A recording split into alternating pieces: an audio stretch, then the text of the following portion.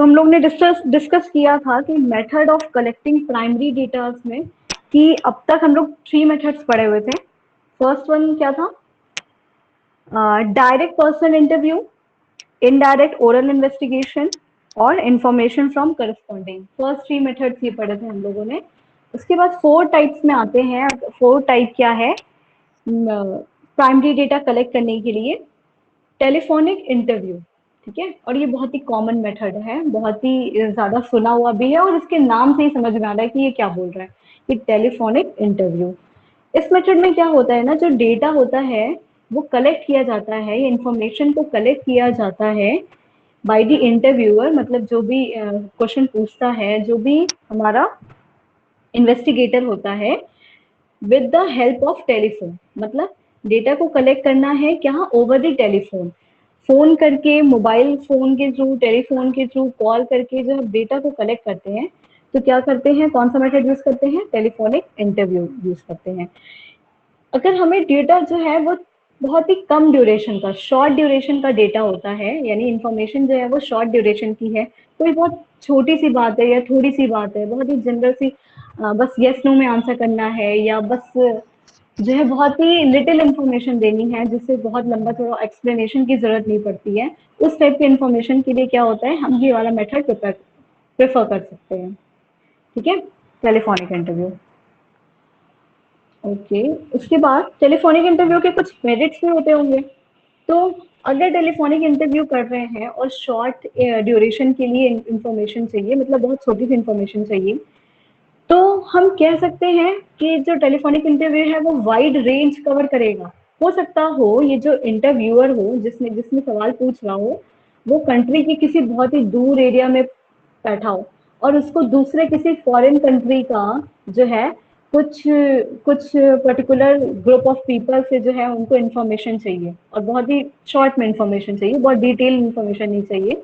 तो वो क्या कर सकता है, वो वहां पे जाके डेटा को कलेक्ट करने से अच्छा ऐसा भी तो कर सकता है, वो सिर्फ कॉल करके टेलीफोनिक इंटरव्यू करें, है ना। कभी कभी हमारे पास फोन आता है पूछने के लिए कि ये आप सर्विस यूज कर रहे हैं, इसकी सर्विस आपको कोई प्रॉब्लम तो नहीं दे रही है, ऐसा है वैसा है, इस टाइप के क्वेश्चन आते हैं हमारे पास भी। सर्वे जो होता है, इकोनॉमिक सर्वे होता है, तो हम कह सकते हैं कि टेलीफोनिक इंटरव्यू में क्या होता है, वाइड कवरेज होता है।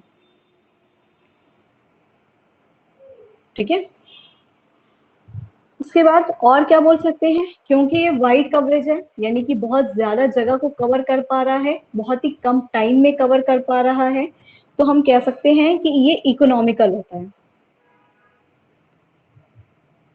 टेलीफोनिक इंटरव्यू कैसा होता है? इकोनॉमिकल होता है। ओके, फिर उसके बाद है डीमेरिट्स में, कि मेरिट्स में तो इतने ही पॉइंट्स हैं, डीमेरिट में कुछ देखते हैं टेलीफोनिक इंटरव्यू का क्या नुकसान हो सकता है, कि हम हर टाइप के क्वेश्चंस के लिए, हर ड्यूरेशन के क्वेश्चन के लिए, और जो है ये वाला मेथड नहीं प्रेफर कर सकते हैं। जिन क्वेश्चंस में जो है फिजिकल अपीयरेंस जरूरी होता है, या बहुत लंबा चौड़ा एक्सप्लेनेशन भी होता है, या उसे एक्सप्रेस कर पाना, बहुत ही शॉर्ट में एक्सप्रेस कर पाना उस इंफॉर्मेशन को अगर प्रॉब्लम करता है, तो उस केस में हम टेलीफोनिक इंटरव्यू प्रेफर नहीं करते हैं, ये वाला मेथड नहीं यूज करेंगे। इसका मतलब है टेलीफोनिक इंटरव्यू का क्या होता है, लिमिटेड यूज होता है। लिमिटेड यूज कैसे? जब हमारा शॉर्ट क्वेश्चंस रहेंगे, शॉर्ट ड्यूरेशन रहेंगे इंफॉर्मेशन का, तभी हम टेलीफोनिक इंटरव्यू यूज करेंगे मेथड, अदरवाइज नहीं कर पाएंगे। और ऐसे टाइप के इंफॉर्मेशन जो हमें टेलीफोन पे मिलते हैं, वो ऐसे इंफॉर्मेशन होते हैं जिसमें फिजिकल अपीयरेंस या विजुअलाइजेशन इंपॉर्टेंट नहीं होता है। तो हम कह सकते हैं कि ऐसे क्वेश्चंस जिसमें विजुअल इफेक्ट इम्पॉर्टेंट होती है, यानी कि जिसमें कि कुछ देखना भी होता है, कुछ हमें विजुअली, कुछ हमें देख के भी ऑब्जर्व करना पड़ता है ना, कोई भी चीज ऐसी हो सकती है, तो उस केस में भी टेलीफोनिक इंटरव्यू जो है अच्छा नहीं होता है। ठीक है, प्रेफर नहीं कर सकते हैं। तो हम क्या कह सकते हैं, visual feedback is not possible. Telephonic interview में विजुअल फीडबैक तो बिल्कुल नहीं मिल पाएगा, क्योंकि हम क्या कर रहे हैं, इन्फॉर्मेशन को through the over the telephone ले रहे हैं। Okay, now moving Yes, towards our fifth method, अगले मेथड पे आते हैं। 4 मेथड हो गया। फिफ्थ वाला बोल रहा है ना मेल्ड क्वेश्चनेयर, ठीक है। मेल्ड मतलब ईमेल के जरिए या मेल करके, है ना, किसी फॉर्म में भेजना, मेल करना, क्या करना, किस चीज को, क्वेश्चनेयर को। क्वेश्चनेयर क्या होता है, क्वेश्चनेयर एक्चुअली एक सेट ऑफ क्वेश्चंस होते हैं। क्वेश्चनेयर क्या होता है, हम लोग जब कोई नंबर ऑफ क्वेश्चंस के सेट्स बनाते हैं, जैसे 10 क्वेश्चन हो गए, 20 क्वेश्चन हो गए, 15 क्वेश्चन हो गए, उनके एक सेट बनाते हैं एक पेपर पे, एक जगह पे या कहीं पे भी प्रिपेयर करते हैं, और उसमें हम सारी नेसेसरी इंफॉर्मेशन भेजते हैं। जो भी हमारा फील्ड है या जो भी हमारा सर्वे का प्री डिटरमाइंड गोल है, उस चीज से रिलेटेड इंफॉर्मेशन के लिए नेसेसरी क्वेश्चंस डेवलप करते हैं। वो क्वेश्चंस को हम इन्वेस्टिगेटर जो है सेंड करता है किसके पास, रिस्पोंडेंट के पास भेजा जाता है, और रिस्पोंडेंट इसको फिल करता है उस क्वेश्चनर को, और उसे पढ़ के हमें सारे नेसेसरी इंफॉर्मेशन या डेटा जो है कलेक्ट हो जाते हैं, ठीक है। रिस्पोंडेंट जो है उस क्वेश्चनर को फिल करता है और सारे डेटा जो है कलेक्ट हो जाते हैं। तो मेल्ड क्वेश्चनर क्या है, जब ये रिस्पोंडेंट के पास क्वेश्चनर को भेजा जाता है, किसी भी थ्रू हम भेज सकते हैं इसको, लेटर बना के भेज सकते हैं, है ना, कोरियर कर सकते हैं, या जो है ईमेल कर सकते हैं। तो किसी भी तरीके से जब क्वेश्चनर को हम सेंड करते हैं रिस्पोंडेंट के पास, और रिस्पोंडेंट फिर उसे फिल करके हमें भेजता है, वापस भेजता है या रिप्लाई करता है, तो वो होता है क्या, mailed questionnaire. Okay. Mailed questionnaire में क्या होता है, investigator make questionnaire and send it to the respondent. इसकी मीनिंग बताएंगे हम ऐसे। और मेल क्वेश्चनर भी क्या करता है, वाइड रेंज कवर करता है, वाइड कवरेज कह सकते हैं। क्यों वाइड कवरेज, क्योंकि अगर हमने एक क्वेश्चनर प्रिपेयर कर दिया, उसको हम 100 लोगों को, 200 लोगों को, 1000 लोगों को, 500 लोगों को सेंड कर सकते हैं। अगर हम ईमेल के जरिए कर रहे हैं तब तो एन नंबर ऑफ लोगों को भेज सकते हैं, बहुत सारे लोगों को भेज सकते हैं, उनको ईमेल कर दिए, है ना, सर्वे कर लिए किसी चीज के लिए। और अगर वाइड कवरेज है तो ये पॉइंट तो जरूर लिखाएगा कि ये इकोनॉमिकल होता है, यानी वो हमारा टाइम और मनी सेव करता है, ठीक है। अगर हमें सर्वे करना होता है तो मेल्ड क्वेश्चनर एक बहुत अच्छा उसके लिए मेथड होता है, मेंटेन सर्वे। कैसे, क्योंकि अगर हमें बहुत लार्ज ग्रुप ऑफ पीपल से कुछ इंफॉर्मेशन निकलवाना है तो उसके लिए मेल्ड क्वेश्चनर एक प्रेफरेबल मेथड माना जाता है ना। और मेल्ड क्वेश्चनर में क्या होता है, ये भी फ्री फ्रॉम बायसनेस होता है, क्योंकि उस क्वेश्चनर में हम वो सारी चीजें ही भरेंगे जो रिस्पोंडेंट को लगेंगी कि ठीक होती हैं, उनके हिसाब से जो इन्फॉर्मेशन करेक्ट है। तो इसमें हम कोई बायसनेस की चांस नहीं देख सकते हैं। इसमें हम ये नहीं देख सकते हैं कि कुछ पार्शियलिटी हो रही है या कुछ अपने अपने फेवर में आंसर लेने के लिए कुछ चेंज कर दिया गया, ऐसा कुछ नहीं होता है इसमें, ठीक है। लेकिन मेल ये जो क्वेश्चनर होता है ना, उसमें जरूरी नहीं है कि हर टाइम पे वो जो रिस्पोंडेंट हो वो बिल्कुल एक्यूरेट आंसर दे रहा हो, तो इसमें एक्यूरेसी की कमी होती है। मेल क्वेश्चनर में डीमेरिट्स में लिखेंगे कि ये लेस एक्यूरेट होता है। मेल हो गया क्वेश्चनर या लेटर के थ्रू चला गया क्वेश्चनर, तो जो उसमें रिस्पोंडेंट जो है वो तो फिल कर रहा है, इसकी हमें श्योरिटी नहीं है कि क्या उसने 100% एक्यूरेट आंसर दिया है या नहीं, है ना, वो करेक्ट आंसर दे रहा है या जानबूझ के जो है उसमें कुछ गलत कर रहा है या गलत इंफॉर्मेशन दिया जा रहा है। तो और कभी कभी क्या होता है कि रिस्पोंडेंट को बहुत फोर्सफुली क्वेश्चनर फिल कराया जाता है, या उसका मन नहीं होता है, बस एक फॉर्मेलिटी की तरह वो क्वेश्चनर फिल कर देता है, तो हम बोल सकते हैं कि इसमें लैक ऑफ इंटरेस्ट भी होता है, कि जरूरी नहीं है कि क्वेश्चनर जो फिल हुआ हो वो पूरे इंटरेस्ट के साथ फिल हुआ हो, है ना। उसके बाद एक नेक्स्ट डीमेरिट एक और आता है कि respondent should be educated. Obviously जब क्वेश्चनर हम फिल कराएंगे तो जो रिस्पोंडेंट है अगर वो एजुकेटेड नहीं रहेगा, या मान लो कोई ऐसे रिस्पोंडेंट है जिसको इतना रीडिंग एंड राइटिंग स्किल नहीं आती है, तो क्या वो उन क्वेश्चंस को समझ पाएगा, क्या उन्हें वो फिल करने के लिए एबल होगा, नहीं होगा, ऑब्वियसली नहीं होगा। तो क्वेश्चनर का एक ये ड्रॉबैक है ना, इस मेथड में एक ये ड्रॉबैक है कि अगर हमारे रिस्पोंडेंट जो हैं वो अगर हमारे रिस्पोंडेंट्स जो हैं वो एजुकेटेड नहीं हैं तो क्वेश्चनेयर जो है फिल करने में प्रॉब्लम आएगी या क्वेश्चनेयर फिल नहीं हो सकता है, उसके थ्रू हमें इंफॉर्मेशन नहीं मिल पाएगी। ऐसे रिस्पोंडेंट जहाँ पे जो एजुकेटेड ना हो उन जगह पे क्वेश्चनेयर वाला मेथड जो है बिल्कुल एप्लीकेबल नहीं होता है। Is it clear? ये बात समझ में आई? Okay okay. क्वेश्चनेयर मोस्टली वहीं पे फर्क किया जाता है ना जहाँ पे कह सकते हैं कि हमारा फील्ड जो है वो बहुत लार्ज होता है, क्योंकि वाइड कवरेज हो रहा है ना, तो सुटेबिलिटी में हम ये भी लिख देंगे कि लार्ज कवरेज करता है, या तो जहाँ पे एरिया ऑफ इन्वेस्टिगेशन जो है वो लार्ज होता है। ठीक है। 6 पॉइंट है हमारा last method primary data collect करने का, क्वेश्चनेयर फिल्ड बाय द इन्यूमरेटर्स। अगर हम क्वेश्चनेयर्स फिल कराते हैं बाय द एन्यूमरेटर्स, एन्यूमरेटर कौन है याद है सबको? मैम जो किसी भी किसी करता है। बिल्कुल, इन्वेस्टिगेटर की हेल्प करता है जो इंफॉर्मेशन कलेक्ट करने में। तो इन्यूमरेटर की हेल्प से अगर क्वेश्चनर को फिल किया गया, मतलब enumerator personally visit informants along with questionnaire. Informant कौन? जो इन्फॉर्मेशन देते हैं उन्हें रिस्पॉन्डेंट भी बोलते हैं और इन्फॉर्मेंट भी बोलते हैं। ठीक है, कंफ्यूज नहीं होना इसमें। तो इन्फॉर्मेंट से पर्सनली विजिट करके अगर इन्यूमरेटर जो है क्वेश्चनर फिल करता है, मतलब उनके पास जाके उनसे डायरेक्टली, जो क्वेश्चनेयर में जितने क्वेश्चंस होते हैं वो खुद से क्वेश्चन नहीं फ्रेम करेगा, उस क्वेश्चनेयर में जितने क्वेश्चंस रहेंगे उसमें जो जो सवाल पूछे जाएंगे, जिन जिन चीजों की इन्फॉर्मेशन चाहिए होगी, वो क्वेश्चंस पुट अप करेगा किसको? इन्फॉर्मेंट को। तो वो जैसे आंसर देंगे वैसे वैसे रिस्पॉन्डेंट जो इन्यूमरेटर जो है उसमें फिल करता जाएगा। तो ये मेथड होता है क्या? Questionnaire filled by enumerator. ठीक है। तो इसमें पर्सनल विजिट करना पड़ता है इन्यूमरेटर को। लेकिन मेल्ड क्वेश्चनेयर में क्या था, यहाँ पे जो है हम बाई किसी भी मेथड से, किसी भी सोर्स से क्वेश्चनेयर को सेंड कर देते थे रिस्पॉन्डेंट तक, पर यहाँ पे पर्सनली विजिट करना पड़ता है। जब हम पर्सनल विजिट करेंगे ना कहीं पे, तो एक्यूरेसी की चांस बढ़ जाती है ना। जो इंफॉर्मेशन है वो क्या हो सकता है? मोर एक्यूरेट रह सकता है in comparison to mailed questionnaire. ठीक है।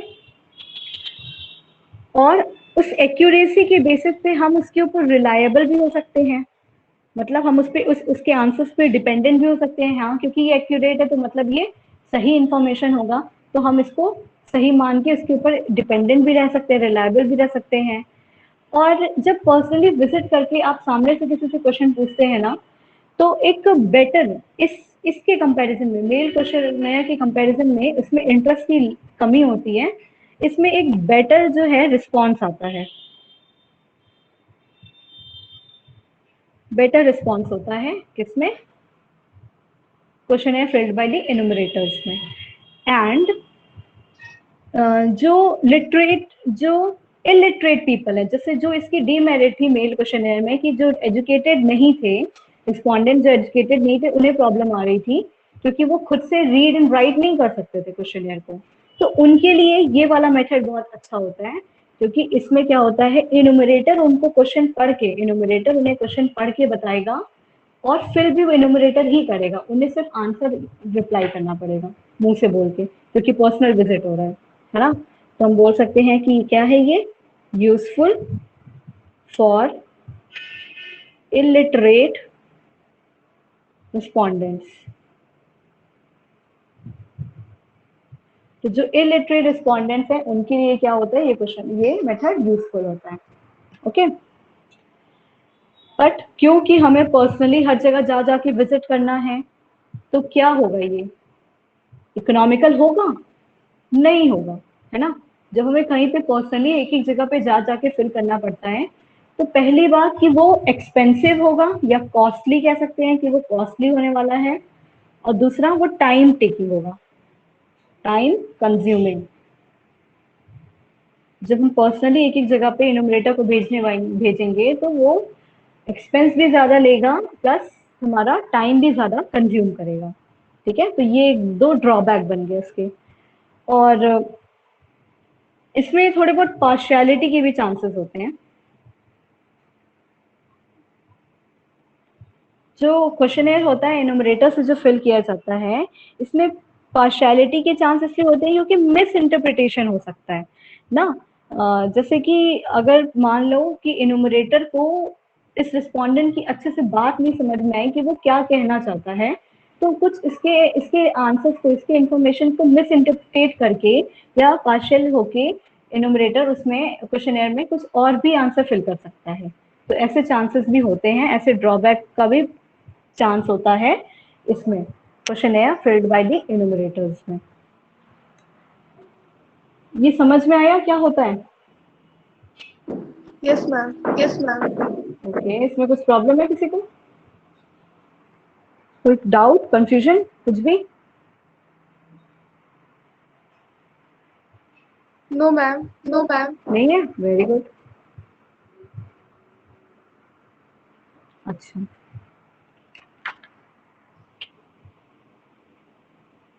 फिर इसके बाद ना ये जो क्वेश्चनेयर है ना, क्वेश्चनेयर को थोड़ा डिटेल में और पढ़ना है। मतलब कि क्वेश्चनेयर हमारे लिए नया एक टॉपिक था हम लोगों के लिए। तो क्वेश्चनेयर को प्रिपेयर कैसे किया जाता है, क्वेश्चनेयर को बनाया कैसे जाता है? क्वेश्चनेयर एक नया वर्ड आया है, इसमें हम दोनों ने बोला कि एक सेट ऑफ क्वेश्चंस होते हैं, है ना। तो इसको कैसे प्रिपेयर किया जाता है, और क्वेश्चनेयर को प्रिपेयर करने के लिए हमें किन किन बातों का ध्यान रखना पड़ता है, क्या क्या प्रिंसिपल्स जो हैं उसको उसको फॉलो करना पड़ता है। क्वेश्चनेयर प्रिपेयर मतलब कोई भी बस ऐसे जनरल क्वेश्चन उठा के लिख देंगे ना, जैसे एग्जाम में पूछा जाता है, तो उस तरीके का क्वेश्चन नहीं होता है इसमें। इसमें बहुत ही शॉर्ट क्वेश्चंस होते हैं जिसके जो है कुछ फॉर्मेट होता है, एक प्रॉपर फॉर्मेट बनाया जाता है, कवरिंग लेटर बनाया जाता है, ठीक है। और इसमें क्या होता है, स्पेसिफिक इंफॉर्मेशन ली जाती है, ओपन क्वेश्चन हुआ कि क्लोज क्वेश्चन हुआ, ये सारी चीजें होती हैं क्वेश्चनेयर के टाइप्स की। या क्वेश्चनेयर को डिजाइन करने में या बनाने में हमें किन बातों का ध्यान रखना चाहिए, ये सारी चीजें जो है ना। टाइप्स ऑफ क्वेश्चनेयर भी एक पॉइंट है, एक हेडिंग है, उसे हम लोग पढ़ेंगे कल। फिर एक होमवर्क देंगे हम आपको कि एक क्वेश्चनेयर प्रिपेयर करना रहेगा, ठीक है। इस टॉपिक को शुरू करने से पहले ये हम लोग कल पढ़ने वाले हैं। आज जो है ये जितनी भी टॉपिक्स हम लोगों ने मेथड्स पढ़ी हैं, method of collecting primary data, उसमें ये 6 मेथड्स हम लोग ने पढ़ी थी। ये 6 मेथड्स को रिवाइज करना है सबको और बुक से स्टडी करना है, ठीक है। और एक काम और करना है, कल वाले जो क्लास हुई थी उसके नोट्स हमने अपलोड कर दिए थे स्टडी मटेरियल पे, मैंने कर दिए थे। उस नोट को लिखने के बाद जो है डिफरेंस लिखना है, जो कि आपके बुक में दिया हुआ है। Difference between the direct personal investigation, wait difference between the primary data and secondary data. Primary data और सेकेंडरी डेटा के बीच में जो डिफरेंस है उसे लिखना है कॉपी में अपने आप से, ठीक है। Primary data and secondary data के बीच में डिफरेंस है, और उस डिफरेंस के पॉइंट को हम लोग बेसिस के अकॉर्डिंग लिखेंगे।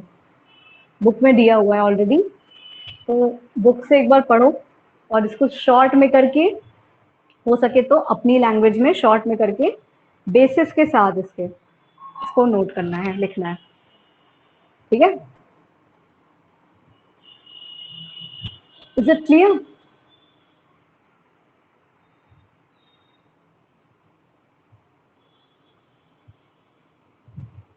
हाँ ठीक है ईशा, सोनाली, हो जाएगा? Yes ma'am. Yes ma'am. Okay.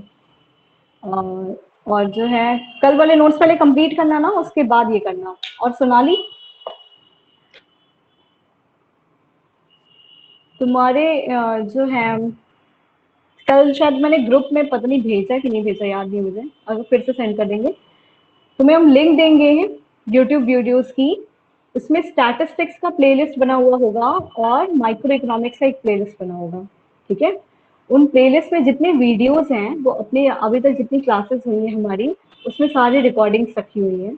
उन रिकॉर्डिंग्स को ध्यान से पूरा स्टार्टिंग से देखना, अच्छे से समझने की कोशिश करना सारे चैप्टर्स, ठीक है। सारे चैप्टर आराम से समझ में आ जाएंगे। तो जब भी टाइम मिले उन रिकॉर्डिंग्स को एक एक करके देखो, ओके। और यस मैम। Yes ma'am. और yes ma'am. Study yes material, ma'am. Okay, और स्टडी मटेरियल जो इस ऐप में सेक्शन है उसके अंदर सारे नोट्स रखे हुए हैं, शुरुआत में स्टैटिस्टिक्स के फर्स्ट और सेकंड चैप्टर के नोट्स मिलेंगे, उसके बाद माइक्रो इकोनॉमिक्स का फर्स्ट चैप्टर का नोट्स मिलेगा। तो एक लाइन से एक एक करके देखोगे तो डेट वाइज नोट्स रखा हुआ है। वो सारे नोट्स को आपको 2 सेपरेट कॉपी बनानी है, नोटबुक बनानी है, माइक्रो इकोनॉमिक्स की अलग और स्टैटिस्टिक्स की अलग। उन कॉपीज में नोट्स वगैरह नोट करने हैं, ठीक है। और कोई प्रॉब्लम होगी तो आप ग्रुप में ओके मैसेज कर मैम। देना या मुझे पर्सनल मैसेज कर देना, कुछ भी पूछना होगा तो। I am sending you the link of the playlist, go through all the videos, okay. ठीक है, फिर क्लास ओवर हो रहा है।